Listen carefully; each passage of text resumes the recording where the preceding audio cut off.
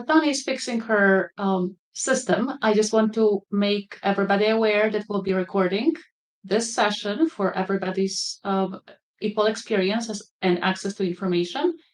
So if you are uncomfortable with that, please leave now.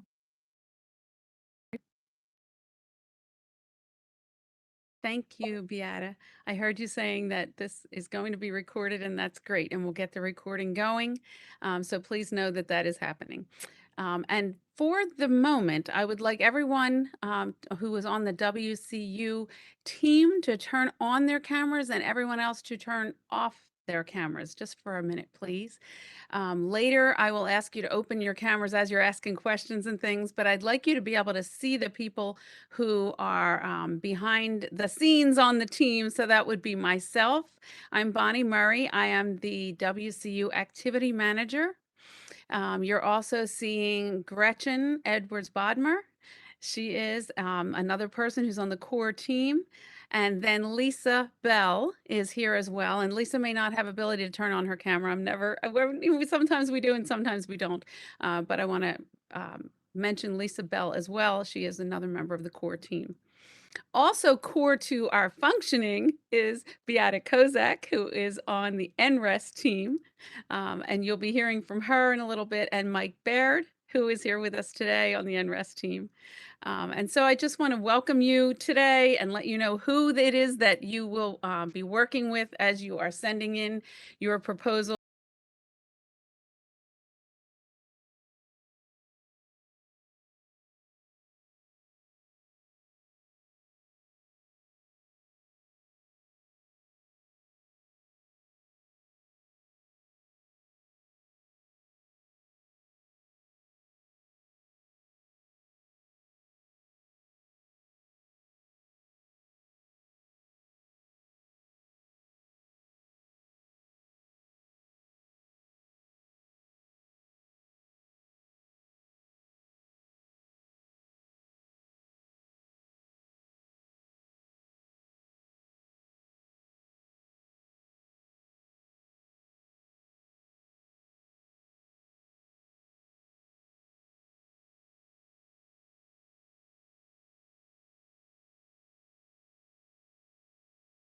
We are looking forward with great anticipation to read the proposals and review them, and very much looking forward to working with many, hopefully all of you, if that's possible, with this work for the next 3 to 5 years.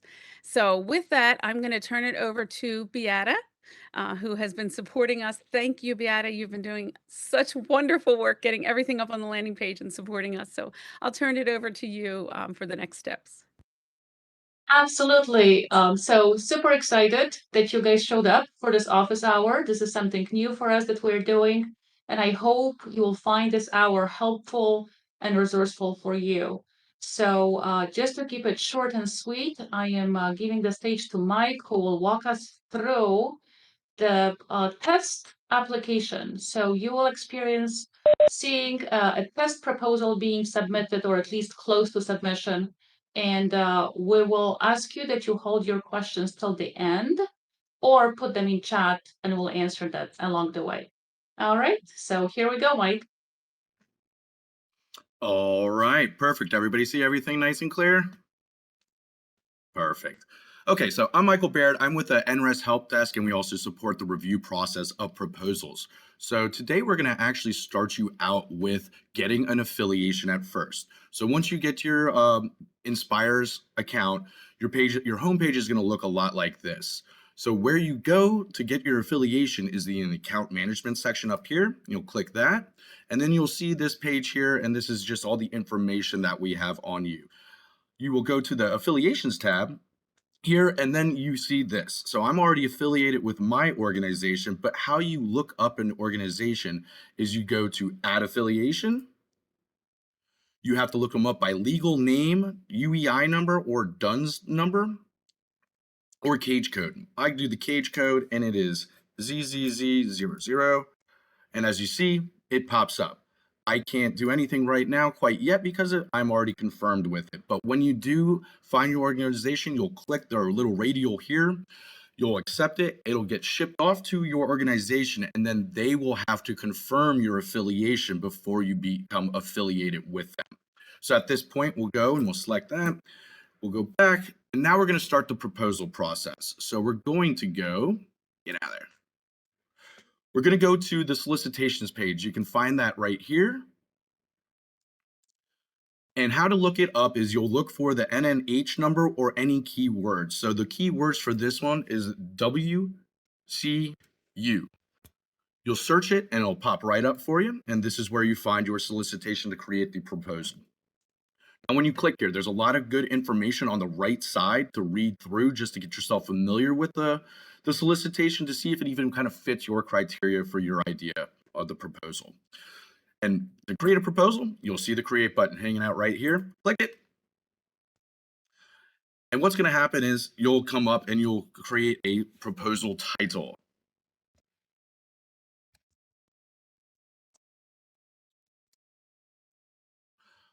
Once you do that, you'll hit the continue button.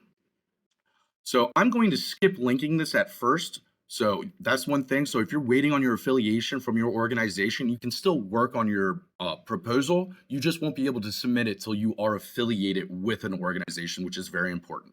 So we're going to do not link at this time. This will ask a few questions. Have you ever previously served and whatnot? So just read it carefully and answer it correctly. We're going to go there. And then once we're here, this is going to be your homepage for your proposal. You'll see all the elements here. There's 5 elements that you will have to fill out. So starting off, we're just going to go to the proposal summary. This is literally a summary that is limited to 4,000 characters. How to start your summary, because a lot of people just try to click here. You need to hit the edit button on the right side. So you'll come down 4,000 characters and you can write your summary here. Save it, and then you have to go back. And once you see that, you'll chime in, Mike. I'm yeah, going to chime in really quickly. We recommend that you write this proposal summary outside of the system, maybe in Word or PowerPoint. Save it out there as a backup copy and paste, and you will be done. perfect. Thank you, Beata. At this point, you'll see the green check. That is good. That means it's satisfactory, and you are good to go with that specific element. So now we'll go to the business data section. This is a good section to know, and this is where once you get your affiliation, you will be able to link it to the organization. You will click the link organization. Once you get affiliated, you'll click the radial and you'll continue. It'll have you confirm more information here, and then you will link. So at that point, you're now linked. You'll go back to the business data section, and you'll see that your organization is now listed here. And so we're going to go into the proposal information. Now, this is where you can change your proposal title if you're not satisfied with it. And this is where you also put your proposal start and end dates. So we're going to do 4/11/23 and your end date. Now, this solicitation I see is set up for 3 years. So you will set it up for those 3 years. Hit save. And you'll just keep working your way down the page. You have the application information. You'll go ahead and click that. These are just, again, read the questions, follow their instructions, and you'll be good to go. Most of them are going to be no for you folks. Mike, I'm sorry, but can I interrupt for just a second? Oh, I please, just yeah. want to clarify. Mike said, no, you may not. I just want to clarify. I thank you for putting those dates in there. That will very likely not be the actual dates of your Correct. proposal. So if any of you are thinking that, don't worry about it. That's what you're going to put in there. That was great information to clarify, Mike. Just put those dates as your Did it? Yep. start and end date. Great. Thank you. Not a problem. So we'll hit save there. And as you can see, we're working it through. It's saving all the information. We'll go down to the other project information. So these are just kind of environmental questions and kind of things along those lines. Are you going to be affecting any space aircrafts or anything like that? So I'm going to assume, since this is kind of a STEM thing, that you guys are going to be clicking a lot of no here. And again, just read through it. And if it does affect your proposal, your ID, then please just write a description on it. And any participating national civil servants that are going to be here, if they are going to be, you just have to click the year that they will be working on your project and give them a little bit of leeway on that. You hit save, And at that point, we are done with this section. We'll go back to the elements page and we'll click the budget. So here at the budget, you'll enter your dates. You have to enter the same dates as they look on your proposal summary. So you're going to go here and we started out with 4/11/23, and this is only for 1 year. So we'll go to 4/11/2024, save,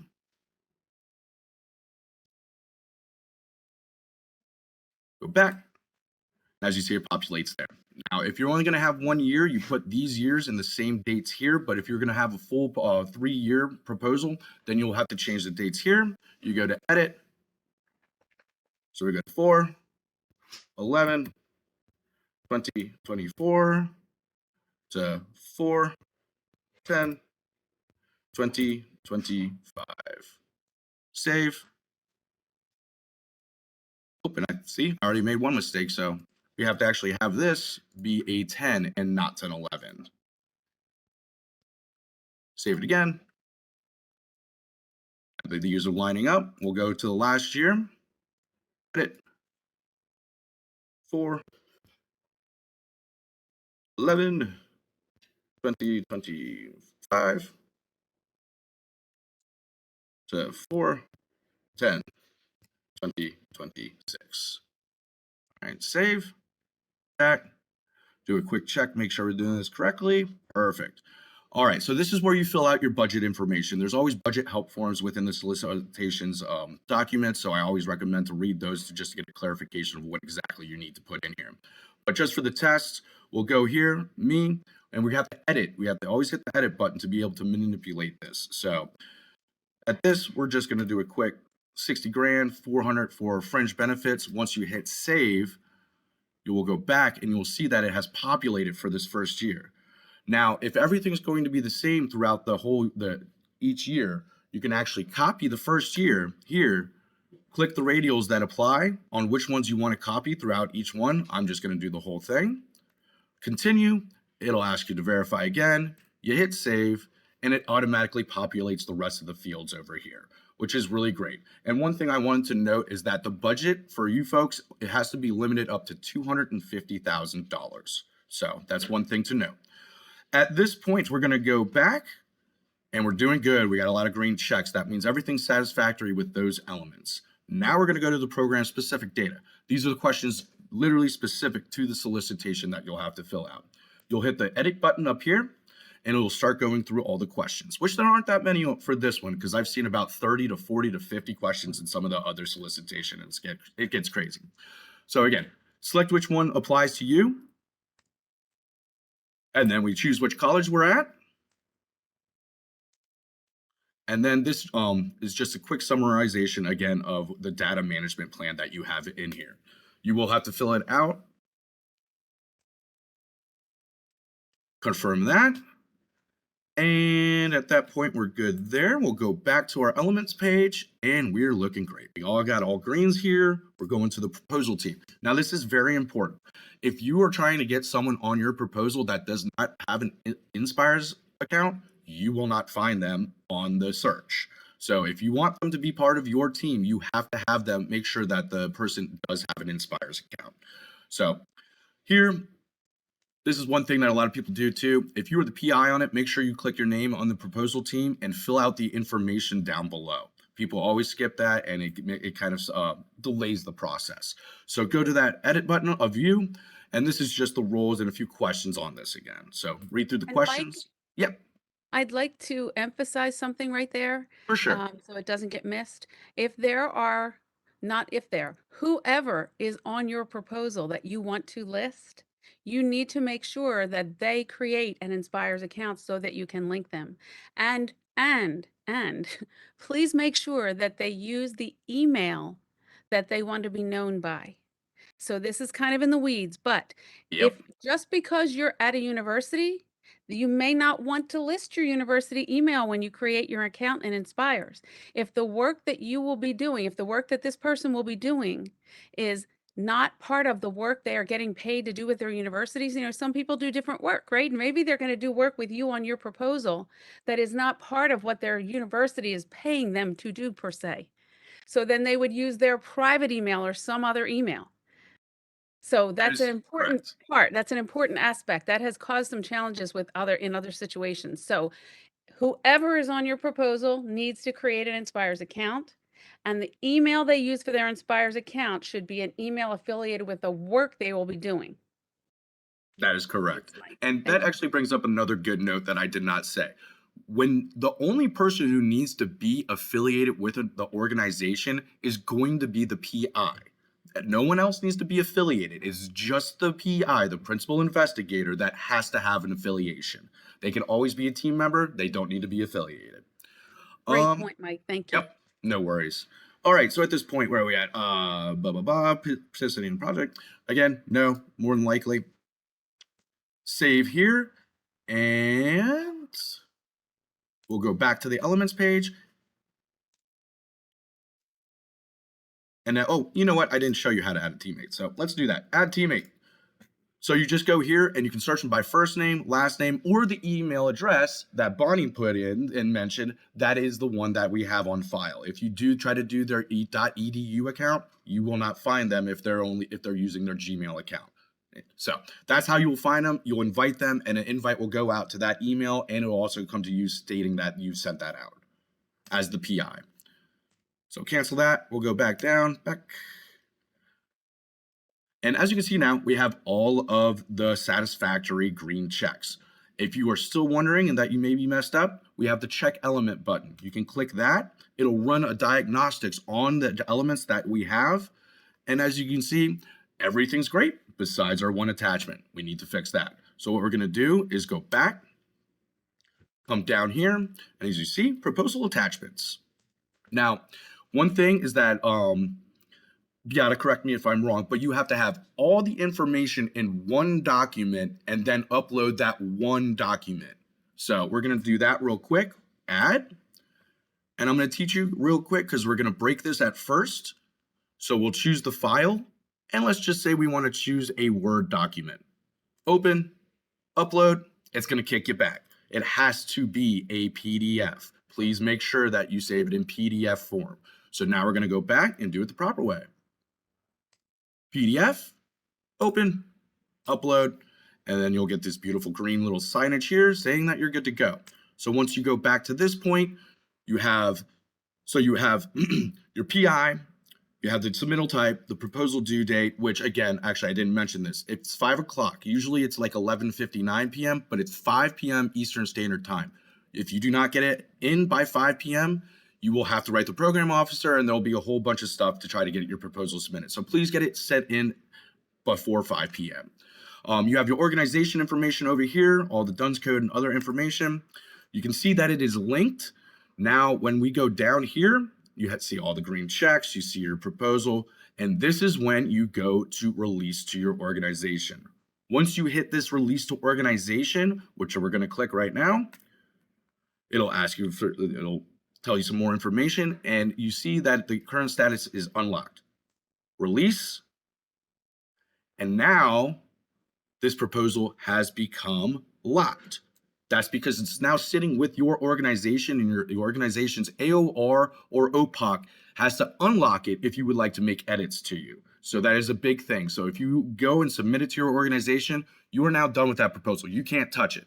The AOR has to release it back to you if you want to make any adjustments to it. And at this point, Beata, is there anything else I need to run through? Tried to keep it to the 15 minutes. I went over by 5. It's okay. I think we are fine for here, but one more reminder. Since you as a PI are releasing the proposal to your organization, make sure that you are in touch with your AOR and talk about the schedule. How soon in advance do they need to see this proposal to be able to submit before the deadline? Because that's really what matters, the submission time, not the release time to the organization. So make sure you know who that is and how much time do they need to submit this proposal to Inspires. Thank you. That is a good point because a lot of people will try to release it to the organization that day and then it gets lost in the weeds and then it won't get submitted. So thank you. Yeah. So I think we'll stop there, Bonnie, and see how what we're doing in terms of answering the chat questions or following to the next section of our office hour. Yes, thank you, Beata. And thank you, Mike. If you could hang on with us just for a few minutes, Mike, that would be great. We'll And be here thank all you, the time. Okay, perfect, because there might be other questions we come back to. Well, thank you for that overview. That was great. Thank you, Beata, for that comment at the end there. And yes, and that is why you don't want to wait until that 5 o'clock deadline to submit, because you then have to, after you submit, you then have to wait for the OAR. The OAR has to be the one that actually is the final step in the process. So leave time for that. So Carolyn is asking, the OAR just has to go back into Inspires to hit submit once they read and approve. Correct, Mike? Yeah, so they'll actually go in and they'll hit submit to Inspires, and it'll ask them a bunch of legal questions at that point, and then it will be submitted. And as a PI of the proposal, you will get an email once your AOR has done that, stating that the proposal has been submitted on behalf of your organization. Thank you, Mike. So until you see that email, you don't have to wonder, until you see that email, the OAR hasn't done that, or the AOR, excuse me, hasn't done that. And that is a significant process. And we intentionally are doing it that way because the AOR will be significant. There'll be a significant member of the team working with this proposal moving forward. So that step is set up that way for a reason. Does the AOR have to submit it prior to 5 o'clock on Monday as well? That is correct. Okay, so I need to submit it quite a bit earlier than that. Yes, thank you for Okay. asking that, Scott. Yes, the final submission date is 5. And by the way, we set it at 5 because the help desk closes at 6. And so we don't want to have you in a position where you have more time to submit, but you don't have time to get help. So that's why we set it up that way. So yes, Scott, thank you for that question. You should submit maybe even the day before. I mean, you talk to your AOR, or I keep saying, yeah, but you talk to them and let them know. If you let them know, I'm going to submit at 4, could you please go in at 4? I mean, that's fine as long as you have that established ahead of time. So they know when to go in and look and hit Inspires, because yes, if you submitted it, that's a great question, and they don't go in and submit it, it's not submitted, and I don't want you to miss the date and not get your proposal submitted. Hi, may I ask a quick question? I'm really sorry. Yeah. So is there only one attachment? So that one attachment will contain project description and support letters and CV altogether?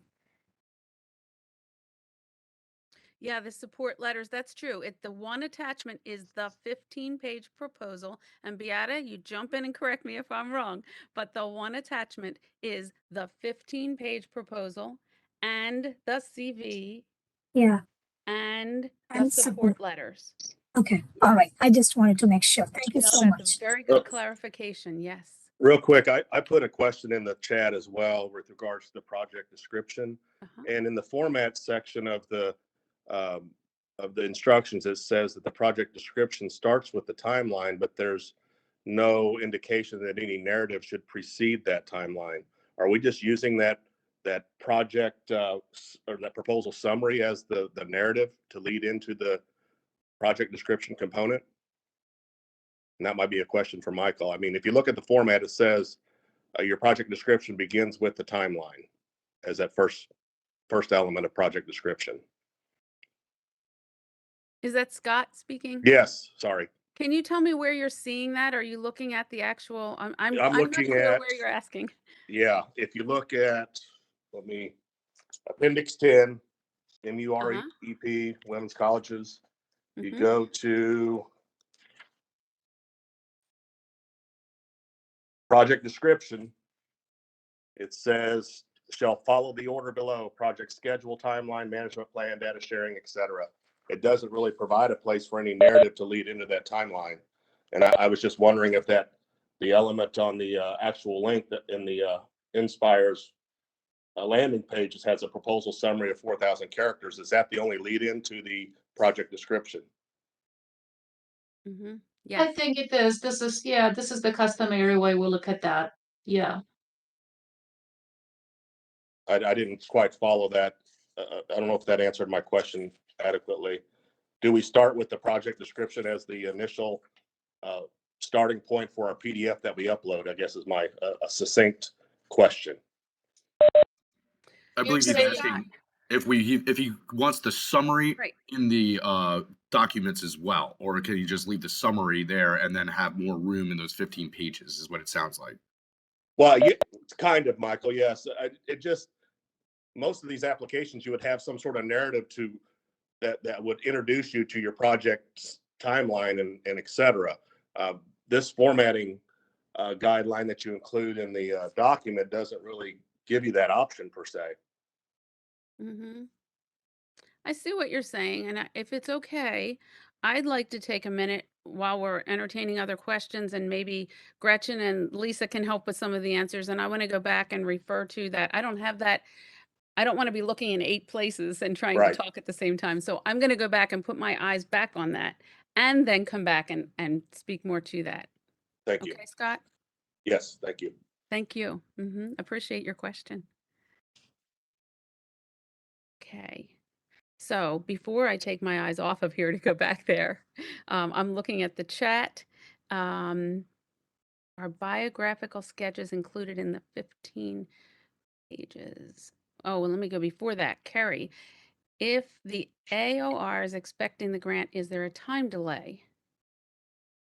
Yeah, it's more how much time they want to review it. You need to work. So to be clear, you need to be talking to the AOR. Hopefully, you're already talking to the AOR. And now, because the proposal's due Monday, right? So, and this is Tuesday, we have less than a week. At this point, your discussions with the AOR is how are we going to get this submitted?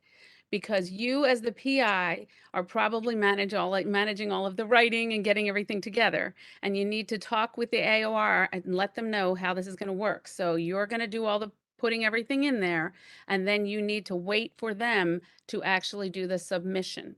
So get from them the timeline on what they need to do to get that submitted. Do they need you to submit it the day before? Do they need, work with them on that? Does that answer your question? Thanks for turning on your camera, Carrie. Yeah, I just wanted to make sure that I had that right. So as long as I'm in communication with them, it's not like there's a 24-hour delay before it can go from locked to submitted or anything like that. Yeah.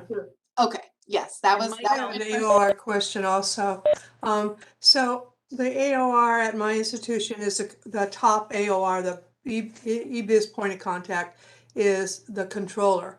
But I'm also an AOR under the sponsor, I work in the sponsored program office, and I'm an AOR for submission. So can she will it have to go to our top AOR, or can she give me permission to submit it as another AOR at the institution? As long as you have the privileges to submit a proposal, you will be able to do it. Okay, she doesn't have to go in and do anything specific Nope. to. Once it's released to you, you'll go into your Inspires account as an AOR. You'll go to your organization management and you'll see the proposals that are already locked and for you to look at, and then you will go through it and then submit it to Inspires as an AOR. Okay, so I was put on the proposal by the PI as support staff. So I've been going in and uploading everything, and I'm under there as sponsored officer, the sponsored office. Is that considered an AOR for Inspires? It is for NSF, but I didn't know if it was considered for Inspires. So whoever your OPOC is will have to give you privileges. They'll have to go into their Inspires I would account. Yeah. So Got it. they're able to give you privileges, but they'll have to go into their account to do so. Got it. Thank you.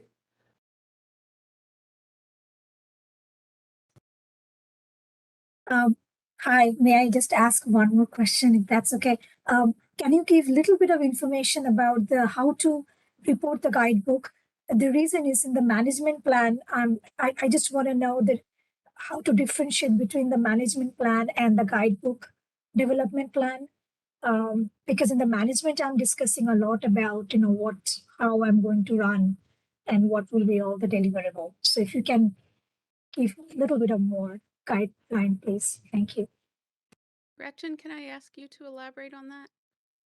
So yes, I can talk to you about the development of the guidebook. So management plan is a little bit different.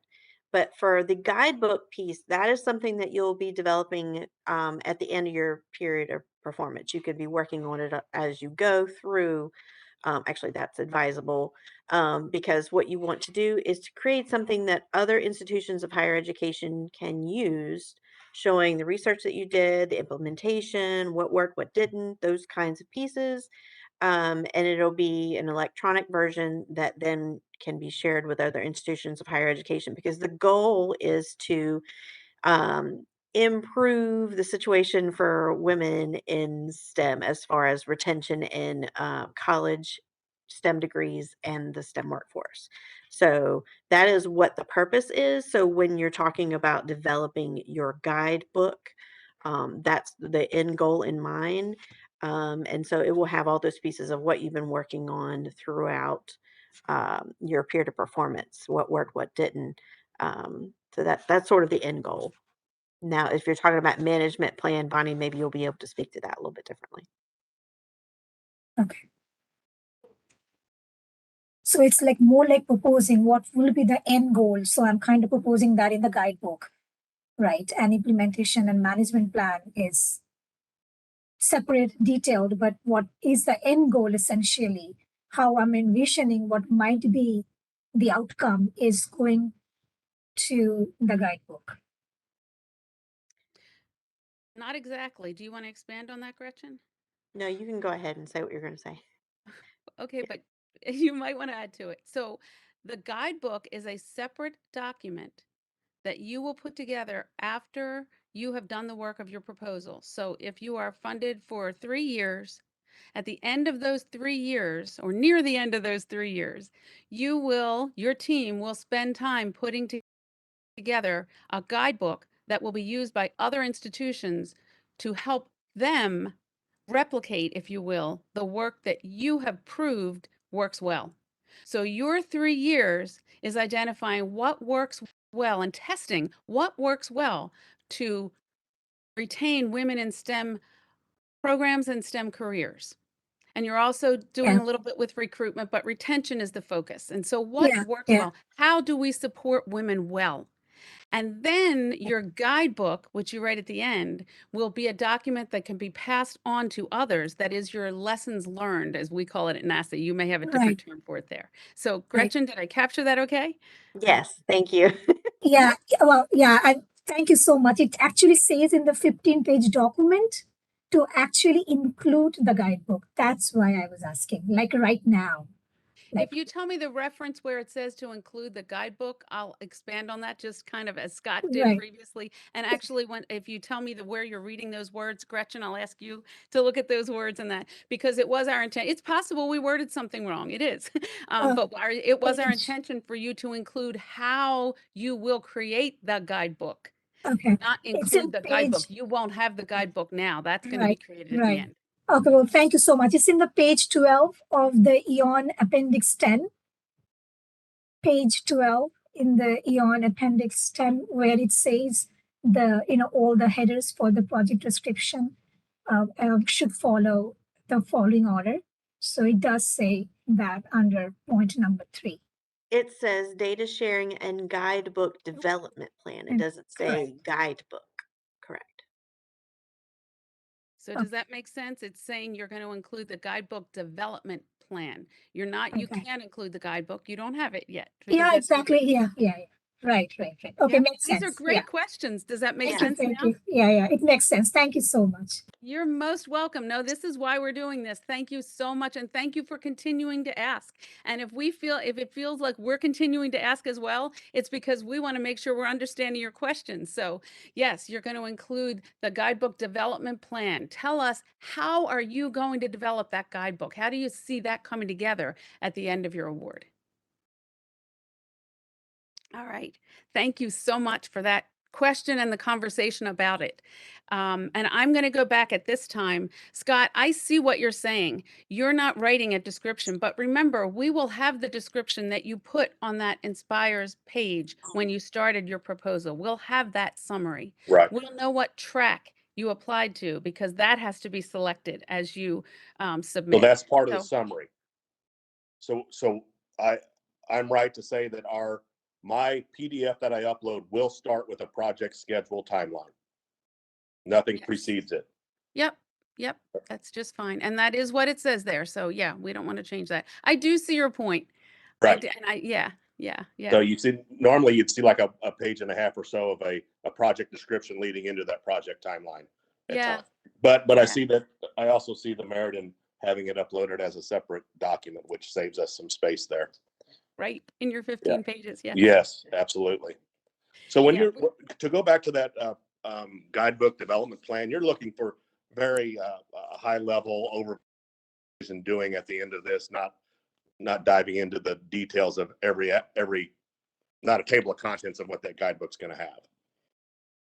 Yes. Not a table of contents because you might not know that yet. Right. But Gretchen, do you want to say anything more about that? Yeah, please, Yeah, Gretchen. it is the high level, what you envision it being. So yeah, you're right in that.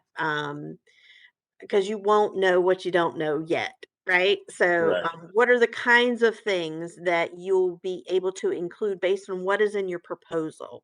So, if you're proposing creating a something, then you'll want to include that in the guidebook. And when you get to that point in the guidebook, it may be it worked, it didn't work, whatever, but you'll be able to review it, and that is important information for other institutions to know as well. If it didn't work, because maybe they were thinking about trying, and okay, we'll go in a different direction. So it really depends on what you're proposing, the kinds of things that will be in your guidebook, and how you plan to get it all together over time. That's why I was saying, like, you know, you may want to include that you'll be developing pieces of it over time. Um, and so that may be part of what you put in your development plan. And Gretchen, this is another question probably targeted at you. Do you see that document sharing and the guidebook development plan as one section, or do you want to see two separate entries there? Then just go back to back Okay. as number 3. All right, because that document sharing is almost a little bit of a replication of the document management plan that we uploaded separately to some extent, or I can see some correlation there, really. No? The data management plan is how you're going to be collecting a lot of Right. data throughout. Right. So you need to put in there information about how you're going to manage that data, how Mhm. you're going to share that data. That won't only be in the guidebook. The Right. guidebook is going to be your like best practices, and it's your chance to tell other institutions how to be better at supporting women. Look at it that way. Well, that's why I asked Gretchen if those were two separate entities there, because that document sharing is almost a category of the data management planning Yes. part. Yes. And then your guidebook is a completely separate document. You're talking about the data sharing? Yeah, data sharing. Yeah, I'm Yeah, sorry. data sharing. Yeah, I see it as a element of the data management plan, or a small portion of the overall data management plan. The data management plan is an explanation of how you will manage data, Mhm. how you will be prepared to share it. That's the data management plan, completely separate from the guidebook, Right. which is where you're sharing your best practices and examples that you want to share with other institutions. It is our intention that that guidebook be shared with other institutions following these awards. Yes. Right. And the data that you're sharing is what worked, what didn't, how many folks were participating, like what were your metrics, that kind of stuff. So you're reporting out, you're sharing the data of the metrics, but also, what you found, what your research showed. Okay. Great question. They are great questions. Yes. Yes. So I see there was a question, I think we got it, on guidance on how to report the guidebook development plan, but there's also still questions here about the 15 pages and the upload in that. So I'm going to say that once more in Beata. I'm going to say what I think I said before once more and make sure I'm answering the question in Beata. You may need to clarify or correct something. So what you upload will not be just the 15 pages. The uploaded attachment will be more than 15 pages. However, the uploaded attachment cannot contain more than 15 pages of proposal. And I see Beata shaking her head, right. So within the uploaded document, there will be the proposal that cannot be more than 15 pages. And we did everything we could to give you all kinds of space in there to be able to write everything you want to by moving other things out and that kind of action. But then along with that 15-page proposal, you're going to upload the CV of the PI and then the letters of support. Now, someone put something about biographical sketches. I don't believe that we asked for biographical sketches, but I may be missing something again. So So if you want to clarify. That's out of the NASA proposers guide. yeah, that was my question. It was Okay. included, That's an easy one. somewhere in the, oh, actually it was actually in the full NOFO, Yep. Eons. it's Eons table NOFO. number 4, required proposal elements. You are so And awesome. Yes. it says biographical sketches, and I wasn't sure because it does say the PI has a max of 2 pages and COI and other key personnel have a max of 1 page.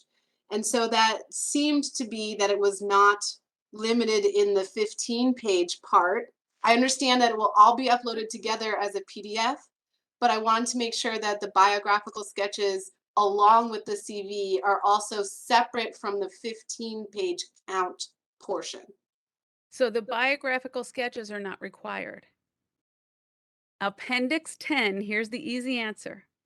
Appendix 10 overrides the larger eons. You do not have to do everything. I am so glad you went and read it though, because there are a lot of references where it says, as referenced in the larger eons document. But not everything that is in the larger eons document is required for Appendix 10. So can we assume then that the CV is not limited to the page requirement mentioned in the bio sketches? So in Appendix 10, it says the format for the CV shall not exceed 3 pages. And I'm reading out of, thank you, Scott. Now I'm on that page. And so that's what you're going to go by. I missed all that. You kind of, I think you locked up there. I didn't catch all of that. And my understanding is that we don't have to do current and pending, no bio sketch, just the 3-page CV. Okay, so the project description that has the very clear 1, 2, 3, 4, 5, that is the portion that has to fit into 15 pages. And then the PI, CV, and the letters of support are all included in the same PDF with their own page restrictions. And that is it. That is the only thing in the document upload.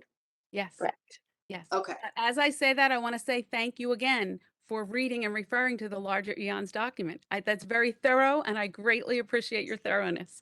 Yes, because that gives you a Alright. bigger picture, but only, and I see there's another hand up. I just want to finish this clarification. And Scott, I want to say what I said to you again, because I broke up apparently. So anything that's in Appendix 10 overrides what's in the larger eons document. So Scott, to your point exactly, the eons 10, Appendix 10, the WCU NOFO, says the format for the CV shall not exceed 3 pages. Got it. I Even see though it the now. larger eons has a different number, Appendix 10 is what you're going by. Thank you. Mm-hmm. I Okay. Go ahead. Hi, Bonnie. Thank you so much. I have, I piggyback to Scott's question. So it says the Appendix 10, yes, it starts with project schedule, the timeline, but also right before that, it does talk about, provide a clear description of the proposed project, describing which track, like rationale, expected outcomes. So I interpreted that I could still provide some information Yes, yes. before starting my title in the 15-page document. Is that okay? Yes, it is definitely okay. Yes. Yes. Okay. And I want to clarify that. It is okay. Absolutely. Yes.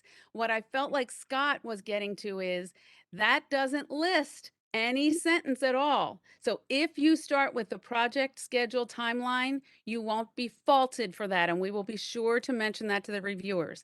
But Arpita, am I saying Yeah. your name correctly? Yeah, that's right. Thank you. Thank you Yeah, so well, much. Arpita, yes, if you, I understand what you're saying, and Scott, back to what you're saying, it's a little bit awkward to start with the timeline. You're fine, you can include a sentence or two there about that to lead into the timeline.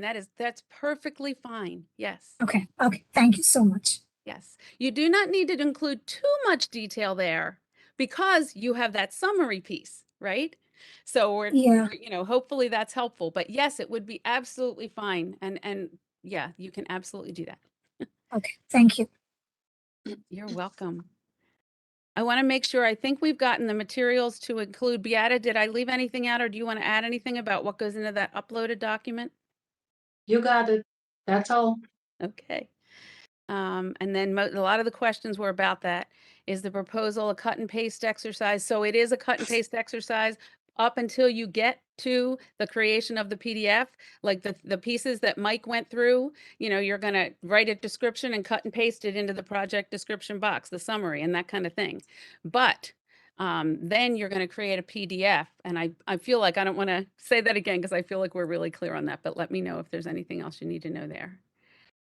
We don't have any indirect costs. I'm going down the questions here, and Ganesh, I apologize if I'm saying your name wrong, but the question is, what is the indirect cost that you can include in the budget? You need to refer to your university for that. We don't have any indirect cost, and there is no, we can't limit, or the indirect cost is prescribed, if that's the right word, by your university, and you have to take that into consideration. I've got a real quick question, and this is Scott again, about the budget and its inclusion in the 15-page document. And I kind of alluded to it in the chat, and it was somewhat answered. We create that budget table through the Inspires landing page, and then it asks us to create a budget table, and that's also included in the document, as well as budget narrative and backup for what we're budgeting. When we include that budget table, do we have to break it down all the way to the various, as Mike was walking through, clicking on personnel, include all that budget for personnel, or can we just have that initial summary that's available in Inspires, use that as the table and then the narrative, or do we need all that detail in the budget table? You need all that. That's a place where we hope there's a lot of information. We want to know, broken down to the penny, sorry, where are you going to spend this money? You're asking for $250,000 a year for 3 years. Right. There's also a possibility there might be some augmentations, that's written in there. And so we'll decide that later. But the point is, you're asking for that money. And when the reviewers are reviewing, they're going to be looking at, what do you plan to spend that money on? So put a lot of detail into, you can fund people, you can fund stipends for students, internships, but it all needs to be in there. It just seems a little redundant to have the budget table as that on the Inspires landing page and then duplicating it again in our 15-page requirement. The reason for that is because you're going, oh, I'm sorry, Gretchen. No, I'll finish you my were sentence. going. The reason for that is because you're going to, in your proposal, in your 15 pages, you're going to describe the purpose for each clause, right? Right. Yeah, I was aware of the budget narrative. I just thought maybe the budget narrative those reviewers would have access to that table we already created on the Inspires landing page, and then they just read the narrative in our 15-page document was all. Because that table will take up quite a bit of space in that 15 pages if we break it out into all those various subtables underneath each category. I'm thinking about that. Mike or Beata or Gretchen, you were going to say something too. I'm open to other comments there. I did this Patty Doyle. I did under that in the project description, the budget table. I did more of the totals, and then the narrative broke it down, and then the template in the portal broke it down. So the budget table that I put in the narrative section was an overview of each category: personnel, travel, and total dollar amounts. There was more detail in the narrative in the project description. And then the template in the portal had all of the little, details by annual salary divided by 9 months, blah, blah, blah, blah, blah. Yeah, that's what I had done too in my initial draft, was just had that, the table I included in the narrative was merely that very high level table that had the total personnel cost, total travel costs, total equipment cost, and then I Right. broke it down in the narrative saying in equipment this is what it was, and allowed for, I just assumed people would have access to the portal to break down and dive deeper into the budget itself, the actual Yeah. budget table itself. But Mhm. if I need to go back and redo that, that's my question. Do you want to see an extensive, detailed budget table in the narrative along with the budget narrative following it? That makes sense. Yeah, Mike, can you go back and possibly, and you don't have to do it this second, but and show what will be in that budget table again there? Yeah, I can bring that up. Give me a Okay. And Patricia, thank you. Your comments were very helpful. And I know you had a question earlier. While I'm looking at you, did I answer your previous question? I think you're muted. Yeah. Kershaw, you're muted. Sorry, we have a federal F&A at 54%, and so that's what I used in this project. And kept it, under the 250,000 per year. But you answered the question. You said NASA doesn't have a pressure. So I'm wondering if I could use less than that. That's between That's you up to and my the institution. university. Yeah. Gretchen, Yeah. did you want to add something to that? Yeah, I just want to not hammer, highlight the point that, in the document that you upload, it really does need to describe what you're using the funds for, really emphasize why it's important, like what it, just explaining in the narrative form what it's for, what you're doing. That's what we're looking for. Mm-hmm. Thank Yeah. you, Mike. So this says senior key personnel. So in your proposal, in the 15 page, you'll be listing who they are. So this kind of leads to another question. Do we need a separate table of personnel and work effort? Yes, pretty much. I don't know about a separate table, but in your proposal in the 15 pages, you're going to list who it is that's getting that money. So where Mike is showing this here, it says other personnel and but it doesn't list names of anybody. In your 15 pages, you're going to be listing who it is you're going to be working with, that you will be working with, and what amount of effort they will have on the project, and what money they're getting paid for that effort. Does that make Yeah. sense? What they're doing. Right. What are they doing? Yeah. That And that that's not makes in this budget. Mike, could you hold that screen right there for me? Go back one.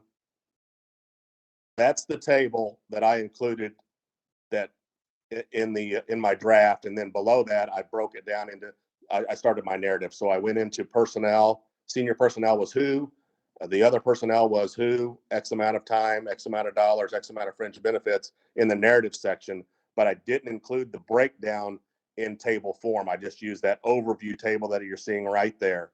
What I did was cut and paste that and stick it into my narrative, just that overview table, and then I break it down into paragraph form below that. As long as everything is accounted for, like it adds up to the Yes. total amount. And you can see, even it's like Right. you've got your overarching amount and then you've got your people listed and what they're Right. doing, that kind of thing. As So long as like in everything this, is easy to see from anybody, maybe especially nobody that's been like a budgeting person before, like they can right. look at it and see and tell what you're doing with the money. Mhm. Okay. So if I have this table here and I say for a year one, I've got 35,000 in travel, and then the narrative section below, I say travel to XYZ, airplane, car, lodging, food, travel to whatever else, that would be sufficient as opposed to breaking it down into numerical form in a table. You could do it either way. And I need to be clear, we can't tell you how exactly we Right. have to leave you the autonomy, if that's the word, Okay. to do it however you want to do it. So I can't prescribe that for you. But I think I can say You could here list the personnel in this budget table and the money and the work effort, you could do it that way, whichever way you feel it most clearly explains. I like what you said, Gretchen. Whichever way can keep in mind the reviewers are going to rank this, so what you want to think about is how can I make this clearest to the people who will be reviewing this? Who is part of my project? Where the money in my project is going to fund those people, those equipments, items, that travel, how can you make that clearest to them? What's it for? What are they doing? Yeah. Yep.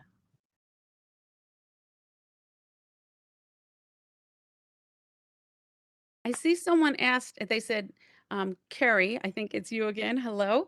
Line J says fee. Can you clarify what that is? Can you tell me where line J is? It was, yep, so it's right there. Oh, Oh, sorry, I was back on Appendix 10. Thank you, Carrie. Jesus, B. I don't know, Mike? I'm deferring to you on that one.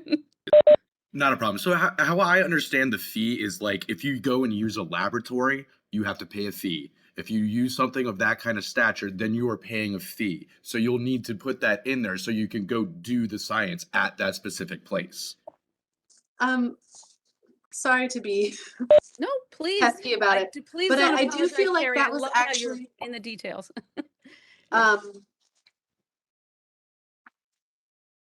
there was actually, like, if you go to F for other direct costs, if you click on that one, like there's equipment or facility renter / user fees there, which is what you just described, I would have put there. so you may be in a situation where you don't have anything that's other fees. But if you do get in a situation where something is other fees that you run into because of what you're planning to do, that would be a bit like a miscellaneous, like things that you're going to expect. So this one here, the equipment or facility rent, that's where you would put those specific fees. So if you don't have anything to put in those fees, Mhm, Jay, then skip it. mhm. Okay. There's another line item for equipment, and I'm assuming that separate line item for equipment in the budget is anything over $5,000. Whereas in other direct costs, it's anything under $5,000. Mm-hmm. I see what you're saying. Yep. I I'm just actually read that highlighting it. slightly differently, that it could still be included in that item, but they were just allowed to be grouped. Say that again, Carrie. It looked like if you're doing equipment, it can all go in this portion. Anything that's over 5,000 has to be listed individually, but it looks like anything that's less than 5,000 can be grouped under a single heading, but still in this section. Mm-hmm. Tell us what you're thinking, Patricia. In most other government grants, the section C is any one item over $5,000. So anything less, any piece of equipment less than $5,000 usually goes under materials and supplies. Or in this case, in the NASA budget, it gives you that one line item in other direct costs for equipment or fees. So if it's a piece of equipment under $5,000, I would put it under other direct cost on that other line item under other direct cost. If it's So I want to go back to, thank you, Patricia.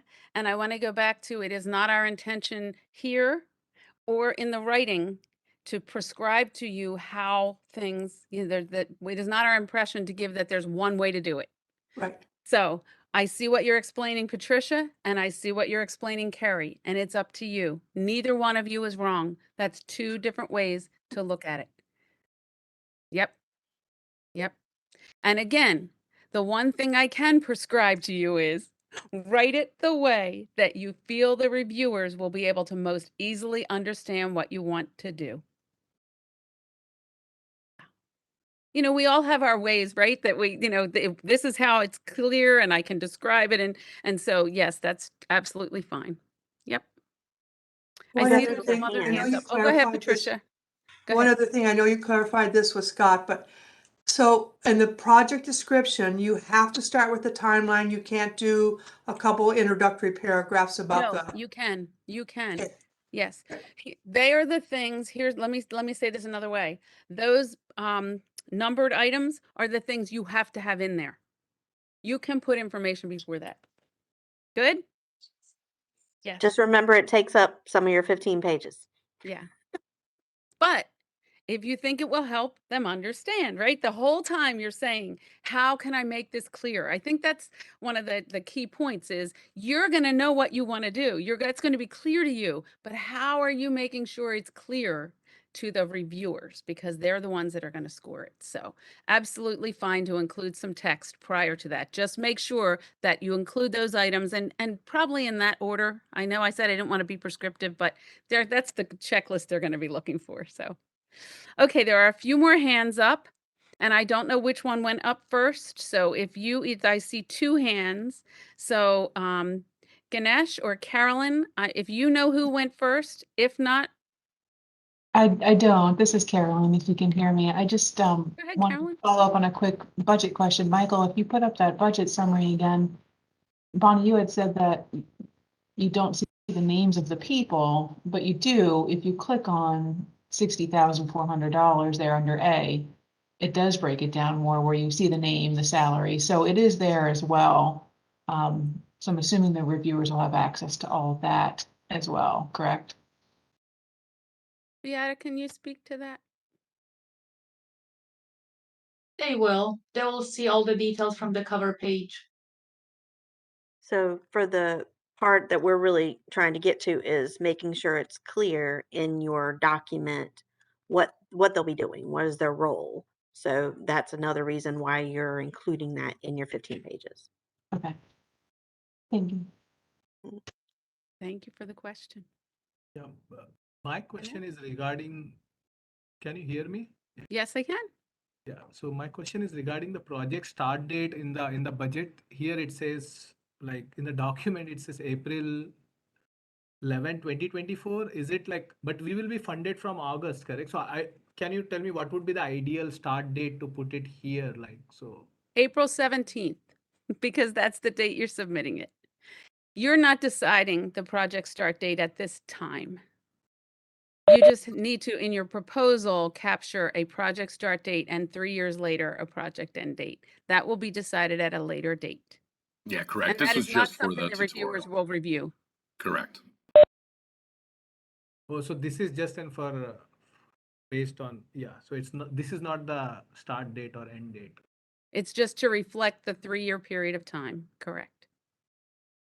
You can't know that yet. It's kind of back to the guidebook. You are not going to know exactly what your guidebook's going to look like. You're not going to know yet what your start date is. That'll be decided probably over the summer. You're right, Ganesh. Thank you. Okay, I think I saw another hand. Yeah, this is Scott. I got one more question. Okay, Maybe I might have another one here in a minute. that's okay. We're here. In the evaluation section, 10.81, it says there's 30% weighted on the relevance to NASA, and I thought earlier in some earlier webinars that our outcomes were more STEM based and not necessarily NASA objective based. So the relevance to NASA, and Gretchen, I'm going to ask you to speak to this too, but I'm going to start off with a sentence. The relevance to NASA is how is all that you're proposing to do relevant to what you were asked to do in this solicitation? So it doesn't have anything to do with space travel. Doesn't have to have anything to do with space travel. No. And by the way, NASA doesn't only do space travel. I understand, but It's about retention of women in STEM degrees and STEM workforce. perfect. So as long as our document has relevance to that and that mission Yes. alone, we have satisfied that portion of the evaluation. Yes. Yep. Your Thank mission you. to be relevant to NASA is to show us how you're going to test out ways to increase, to retain women in STEM. STEM fields and STEM programming. Yes. Thank you. Yes, you're welcome. And thank you in advance for the work, because that's what NASA wants to learn. Only 23% of NASA engineers are women. Why? So we want to learn how to do that better. Okay. I think at this point it might be good to go to the FAQ. However, and that doesn't mean we're not accepting any more questions. That may bring up more questions, but I want to queue up Beata to share our new FAQ that was just posted today. Scott and Ganesh, you still have your hands up though, so I want to check with you. Do you have another question at this time, or you just? I do that all the time. I raise my hand and forget to put it down. So, okay, No, no, that's sorry, fine. sorry. All right, I want to call your attention. I already called your attention to the fact that there are 2 webinars, that the recordings are there and the slides are there, and there are also several amendments. Make sure you've reviewed those, and there is an FAQ, a frequently asked questions. We have been receiving questions. I say have been because the deadline for that is passed now, but we have been receiving questions since the solicitation went live in January through the WCU email. And we have been responding to those questions in this FAQ. And if it's small for you, you should have a little radio button on your screen to make it larger. So I've just increased mine to 73%, and you should be able to do the same on your end. What we have added to the FAQ as of today are a few more questions that came in last week, and thank you for all of your questions from January to now. It has been wonderful to see how involved you are in reviewing the details and wanting to write a strong proposal. So I hope we've been helpful in that process, and thank you for all of your questions. In addition to all the answers, we have now added a section at the beginning that is a summary of the most frequently asked questions. The document has grown to maybe 14 or 15 pages, and as 18. we thanks, Gretchen. As we, the WCU core team, read through it, it became apparent to us that just reading the responses got a little confusing because the questions were, of a little different flavor, if you will. So what we did in this section here that's now at the beginning is we took bunches of the responses and them, and this is just the responses. So there's nothing here that isn't included below, but this is grouped by section, by topic, if you will, to help you gain clarity on some of the areas that received the most questions. So can you just kind of slowly scroll through that, Beata? I don't think we need to read any of them, but you can see there's the different topics listed. And you all have access to this to take out and print if you want to and highlight. We are no longer accepting questions, but you have this to read for any further clarity that you need. And just to let you know, the reason we're not accepting any further questions is because we no longer have time to compose responses and get it posted for everyone to see. And so that's our limitation.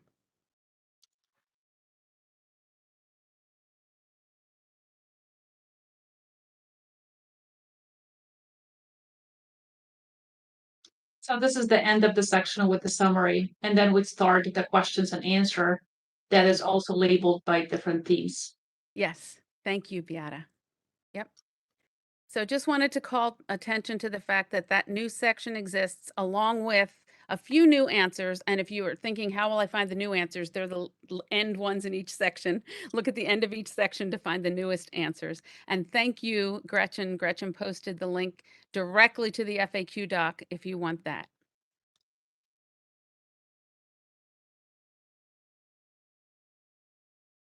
We are still taking questions in this environment right now, though, until Yes, 4:30. that's Because everybody got correct. quiet, and I wanted to make sure that was clear.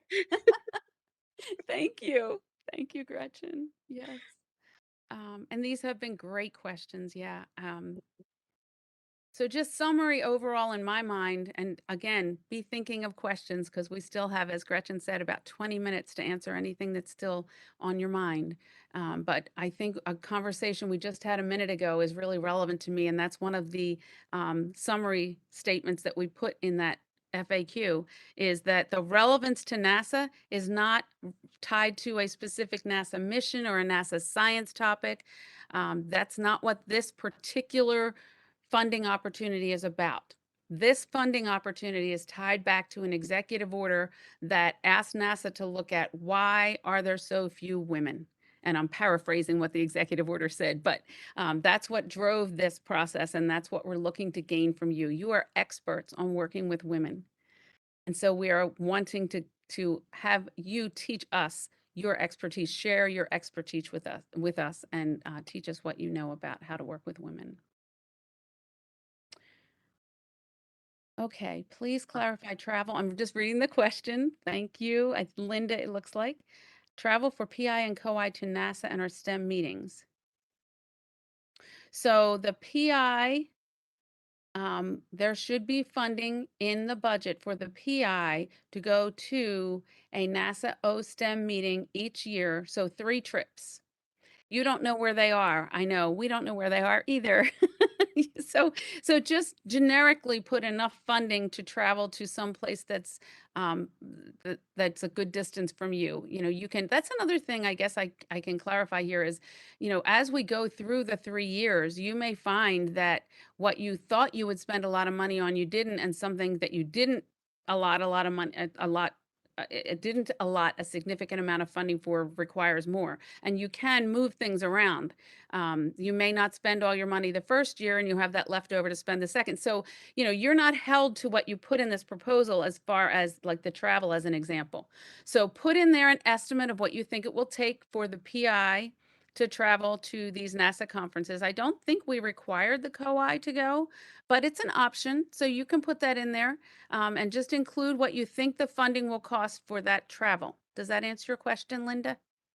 If it doesn't, just raise your hand or put in an additional question. In the NOFO, it says that the PI meeting at NASA is just one, and it's the PI, and it's at the end of the second year. So that meeting is a PI meeting that we intend to have at NASA Langley Research Center.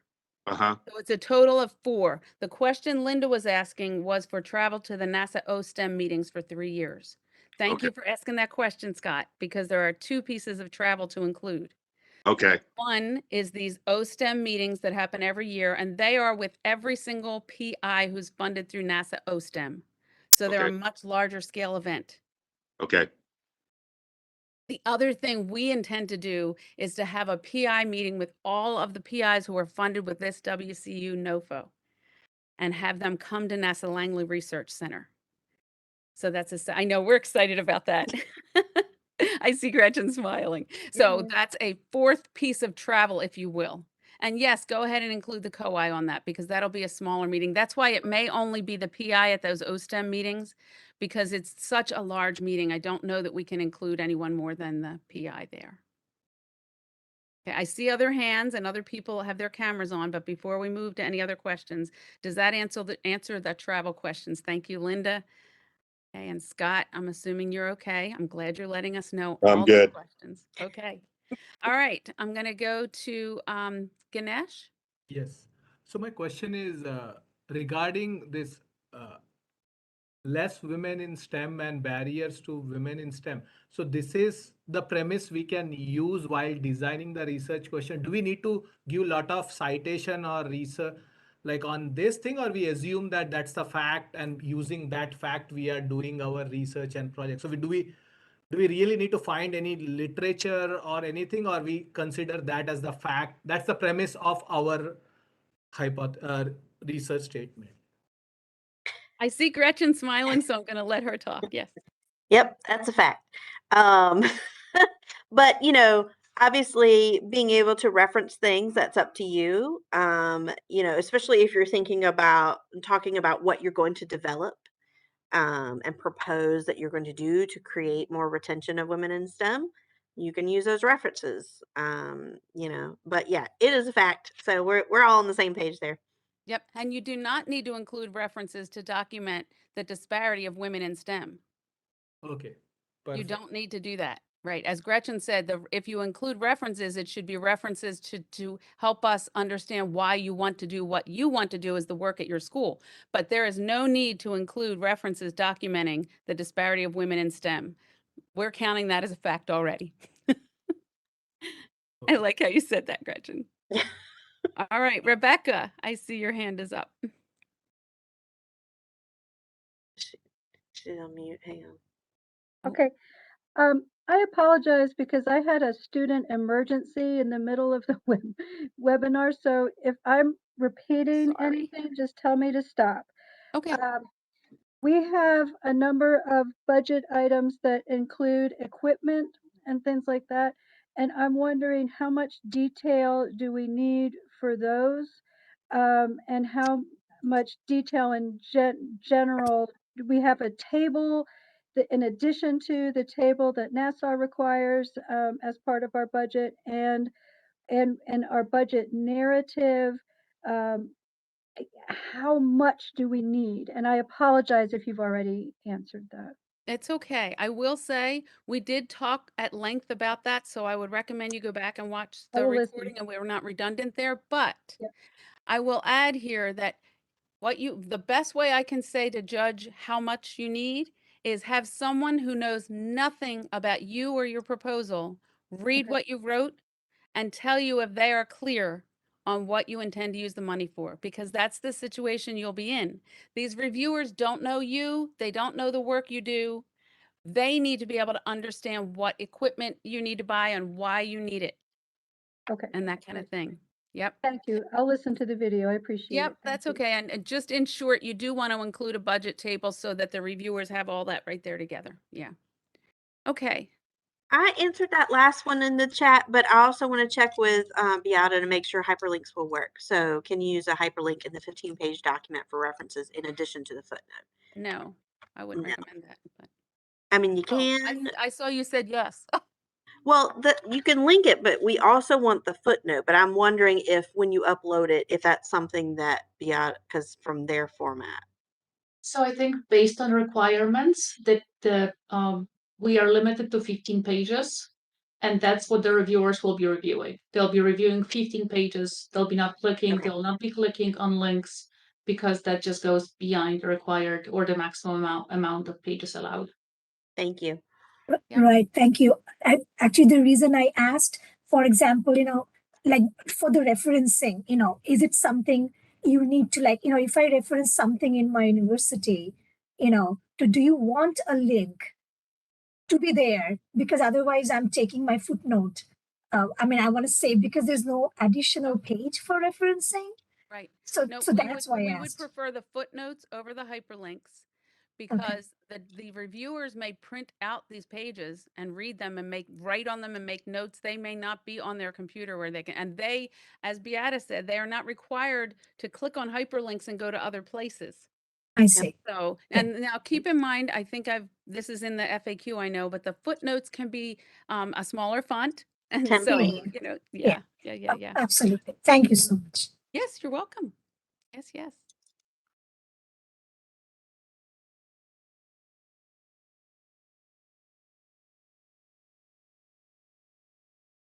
This is my teacher wait time, right?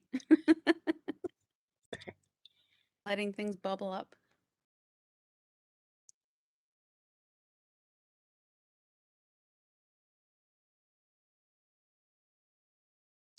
One more question. That there is a section about environmental impact thing, correct? So suppose so in the environmental impact, like let's assume our project has some benefits to the students where they're participating in some environment and sustainability activities that is considered as an positive impact, but you don't miss, like how do you like what do we call, if I'm do we need to document that way, or what are you looking for in the environmental impact kind of thing? Mike, do you want to speak to that? I can speak to it, but I didn't know if you wanted to because that's on the cover page. I really don't have much to say, so if you want to jump in, Okay. Bonnie, and take that one. Okay. We are not looking for you to have an environmental impact and help the environment. Let me clarify that. We would love it when you're helping the environment, but your proposal will not be scored or evaluated on your environmental impact. The environmental, so if you're doing something positive to impact the environment, that won't help. The reviewers are not going to score that higher. So you don't need to include that, other than you might want to talk about what you're doing. But the environmental impact section that Mike reviewed is if you are doing something that could have a detrimental impact on the environment, you need to let us know that in that first section.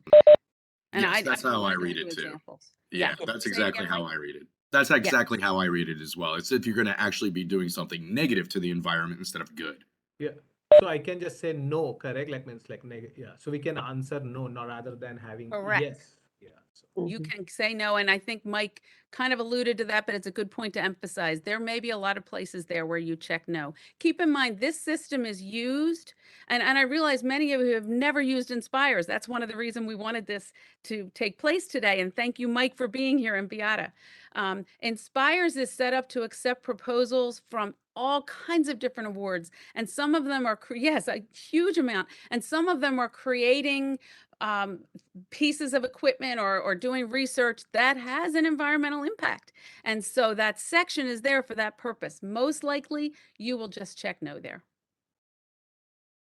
I just can't tell you to check no. You're not hearing me say that because you have to decide if you have an environmental impact. Great questions. Yes. Thank you all for the clarity today. It really helped a bunch. Thank you all. Thank you, Scott, and thank you for the many different questions. You know, sometimes a question needs to be asked 6 different times before we really get clarity on it. So I really appreciate the level of questioning we've had throughout this time period from January to now, especially today, and just the level of detail. I'm so excited about the proposals coming in. Thank you. I'll ask one more question. Sure. After the proposal is submitted, is there any intermediate discussion? Is there any will the reviewers come back to us to ask for clarification at any point, or is it just it's completely in their hands and there will be no back and forth?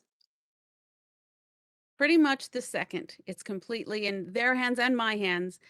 They don't make the decision. It goes through myself and the team and someone even above me. The decisions are made in a whole group setting. I don't think that there would be an opportunity. I mean, I hate to, never say never. I don't feel that there's a likelihood that they would come back to you for clarification during that process. However, there is the possibility that we may come back, we being NASA as a whole, and say, we loved your proposal, it was scored highly, but we want you to do a little bit different something here and there. So what you actually get funded to do could be a little different than what you propose to do. And that would be in agreement. We wouldn't demand anything either, but it may be that there's something a little different that we need you to change. So that's more likely where that would come into play. But really not. And I know in the education realm, that's so hard. Like, you mean I just turn it in and I don't get to tell you anything else if there's a question? But I would say that's why you hear me keep emphasizing, have somebody who knows nothing about you or what you propose to do read through this and tell you, like, that doesn't make sense to me, or I don't understand what you're going to do, because that's the situation that you're going to be in. And again, that's because this process is for many different award opportunities. So it just has to be set up in a way that is, is functional for all of the different opportunities. Okay, thank you. Thank you for all of your questions. Yeah. And thank everyone for being here. Rebecca, I see your hand up.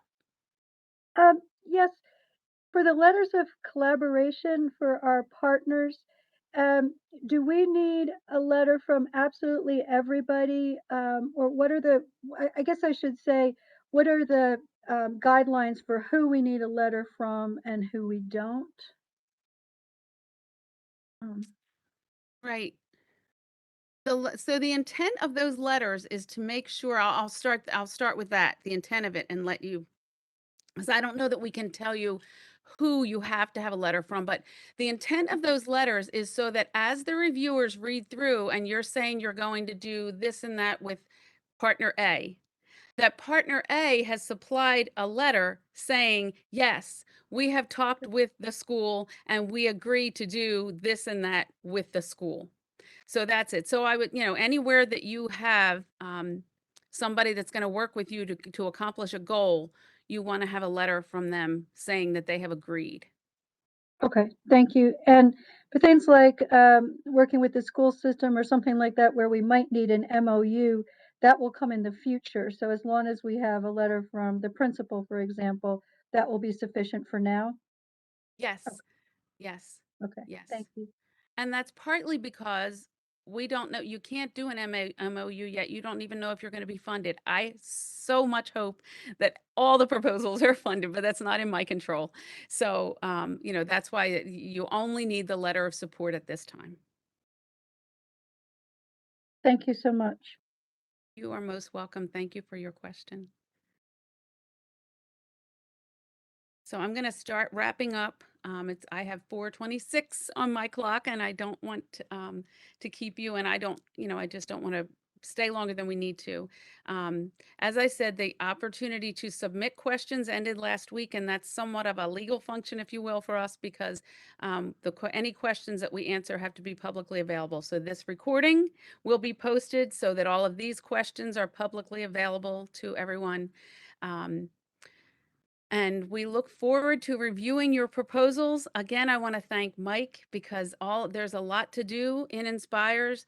You want to get in there. I hope you're already in there. I think most of you probably have already started a proposal, but go ahead and there's no penalty for getting it done early. So, get in there and get things working, and make sure that you leave time for the AOR to do their work after you put all the pieces in, or maybe you are the AOR, but just get that proposal working. So thank you for that. Thank you, Beata, for all that you are doing to get information out to everyone, and to send questions that come in to us and all the different things that Beata is doing. Thank you, Lisa and Gretchen. We work very closely as a team, and I really appreciate all of those efforts.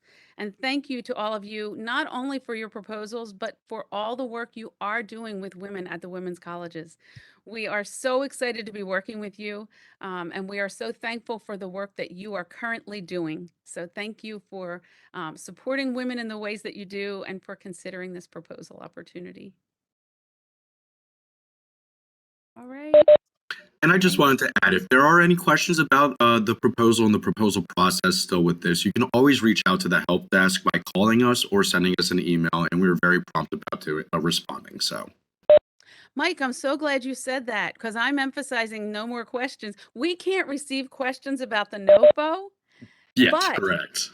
you can definitely ask questions. Call the help desk, write to the help desk. Again, that's why we put the 5 p.m. cutoff, because we don't want you to be stuck trying to submit when the help desk is closed. Correct. So, yes, now And I from put now that in on, the the chat. questions go to Mike and the number's in there. Thank you, Gretchen. Yes. All right, we look forward to reviewing your proposals and hopefully working with you in the future. It has been wonderful to talk to you in these sessions, and I thank you for spending your time both being here and putting the proposals together. Thank you so much. And again, thanks for all you do in the support of women. Bye. Have a good time, guys. Bye, everyone. Bye-bye.